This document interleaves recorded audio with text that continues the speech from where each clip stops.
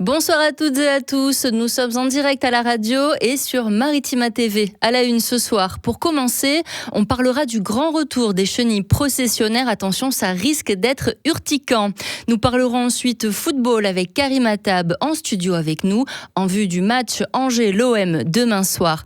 Enfin, le week-end s'annonce nuageux, mais tout n'est pas perdu. Avec l'agenda sorti, on vous donnera les meilleurs plans sortis.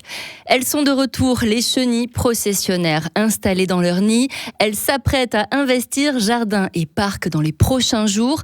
Ces insectes urticants sont à l'origine de réactions qui peuvent être sévères chez les adultes, les enfants, mais aussi les animaux. Reportage à la clinique de l'Escaillon à Martigues, signé Flavio Noriga. Dans cette clinique vétérinaire, pas encore de cas d'animaux touchés par des chenilles processionnaires, mais selon le docteur vétérinaire Philippe Janet, cela ne saurait tarder. Pour l'instant, avec 4 degrés du Mistral, on est encore tranquille, mais dès qu'il va y avoir un redout, les larves chenilles vont sortir de leur nid. Et de janvier au mois de mai, on sait d'avance qu'on va avoir des cas sur des chiens, on va avoir des cas sur des chats.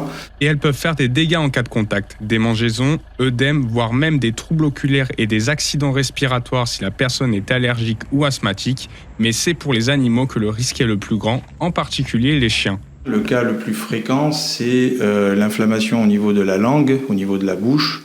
Au début, il y a une rougeur, il y a une inflammation, il peut y avoir de l'œdème. Donc votre vétérinaire fera bien sûr le nécessaire pour un traitement d'urgence. Et il faudra une surveillance aussi, parce que ça peut aller jusqu'à une nécrose d'une partie anatomique, et notamment de la langue. Et là, ça peut devenir vital, parce que le chien a besoin de sa langue pour manger et pour boire notamment. Si chaque année en octobre, un traitement préventif par voie aérienne est réalisé dans les Bouches-du-Rhône, de petites astuces peuvent être faites chez vous pour limiter la prolifération. Une des choses simples à mettre en œuvre si on a des pins chez soi ou à proximité de chez soi, c'est de mettre en place des pièges le long des troncs. Ce sont des cercles, des pièges qui se mettent sur le tronc de chaque pin. Comme ça, quand les larves essaient de descendre des nids vers le sol, elles passent forcément par le piège et elles se font capturer à ce moment-là. Si votre animal a été en contact avec ces chenilles, allez voir votre vétérinaire pour une auscultation. Et ce n'est pas la seule menace d'allergie du printemps. Chaque année, le scénario se répète pour des milliers de Provençaux. Qui dit retour des beaux jours, dit retour des pollens. Les yeux qui piquent, le nez qui coule, maux de tête, fatigue persistante. Les crises d'allergie sont un véritable fléau. Quel geste adopter pour se protéger ? Écoutez Valérie Ollier, présidente du syndicat général des pharmaciens des Bouches-du-Rhône, au micro de Noren Werfeli. Alors les allergies, donc pour chaque personne, chaque année qui sait qu'à un moment donné, une date, un mois précis, il va y avoir le nez qui coule, les yeux qui pleurent, etc. Il faut à tout prix adopter des gestes classiques qui sont nettoyer le visage, nettoyer le nez tous les jours, c'est-à-dire avec du sérum Phi, de l'eau de mer, etc. Nettoyer matin et soir. C'est par là que ça rentre et c'est ça qui va créer la réaction allergique. Quand on rentre à la maison le soir, on se nettoie le visage, la douche, les mains, etc. Mais le visage, parce que dehors, on a pu attraper des pollens qui sont sur le visage. On passe même un gant dans les cheveux pour enlever tout ce qui a pu s'accrocher, changer sa tête d'oreiller régulièrement, aérer sa maison. L'allergie, ça se crée, on est rarement allergique jeune ou alors c'est que vraiment il y a un terrain familial. Mais par contre, on le devient de plus en plus parce que chaque année, on est en contact avec l'allergène et que chaque année, l'organisme a la mémoire de ce qui s'est passé avant et chaque année, ça revient. Et oui, on ne naît pas allergique, on le devient. Voilà une raison de plus pour se protéger et anticiper cette saison des allergies qui démarre en février dans notre département. Marseille, un accident a impliqué un groupe de 24 enfants dans le quartier des Baumettes. Un véhicule dont les freins ont lâché a percuté 4 d'entre eux. Transportés à l'hôpital, leurs jours ne sont pas en danger. Sur place, les élus locaux se sont rendus à l'école concernée pour suivre la situation. Politique locale à présent, le maire de Martigues, Gaby Charroux et la majorité municipale donne rendez-vous au Martégo demain matin de 10h à midi à la salle Dufy, espace Simone Veil, pour présenter le bilan du mandat 2020-2026 et échanger avec les habitants sur les projets menés dans la ville. Toujours à Martigues, à la page Solidarité, la grande collecte Martigues Solidaire a démarré ce matin dans plusieurs commerces partenaires de Martigues, Port-de-Bouc et Saint-Mittre-les-Remparts. En échange d'un don de denrées non périssables ou de produits d'hygiène, une place pour le concert de Chimène Badi prévu le vendredi 6 février à la Halle sera offerte.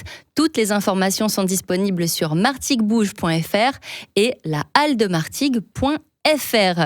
On passe au sport dans cette édition et au football plus précisément. Demain, l'OM se déplace à Angers et il se déplacera lui aussi. Je parle bien sûr de Karim Attab qui est en studio avec nous. Bonsoir Karim. Salut Sandrine. Alors comment s'annonce ce match ?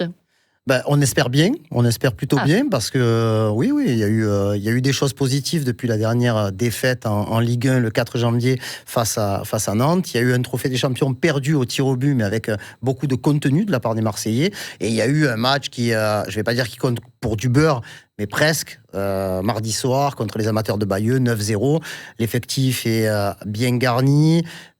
Les joueurs ont pu se reposer cette semaine, donc de quoi lancer une série de matchs qui va être très importante. Angers, puis Liverpool, puis Lens, puis Bruges, puis les matchs contre les Parisiens, puisque le PFC, le PSG. Donc c'est un programme chargé, mais on a confiance en cette équipe de Marseille, même si Angers est en forme en ce moment.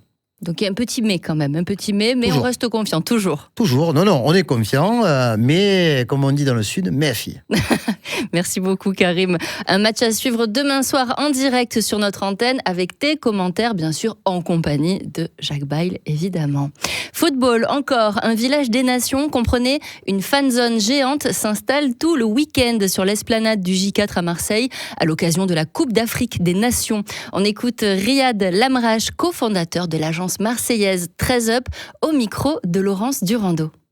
Aucun événement n'existait pour pouvoir fédérer absolument tout le monde, les Marseillais dans leur globalité, mais aussi les communautés diverses, les diasporas qui sont présentes en nombre ici. Et Marseille, c'est une ville-monde, c'est une ville ouverte sur le monde, sur la Méditerranée et sur l'Afrique. Donc c'était important pour nous de mettre en place cet événement, de le créer pour fédérer un maximum de personnes autour dans un premier temps de cette magnifique compétition qui est la Coupe d'Afrique des Nations. Ça va beaucoup plus loin qu'une fanzone, diffusion des 2 derniers matchs de la compétition, mais aussi la présence d'associations culturelles, d'animations sportives. On fait un tournoi pour les minots de Marseille. On accueille des spécialités culinaires locales, donc pas mal de petites surprises tout au long de ce week-end qui s'annoncent assez intéressant.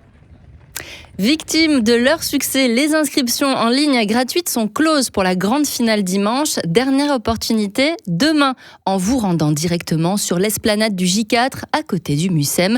Pas moins de 10 000 visiteurs sont attendus tout au long du week-end.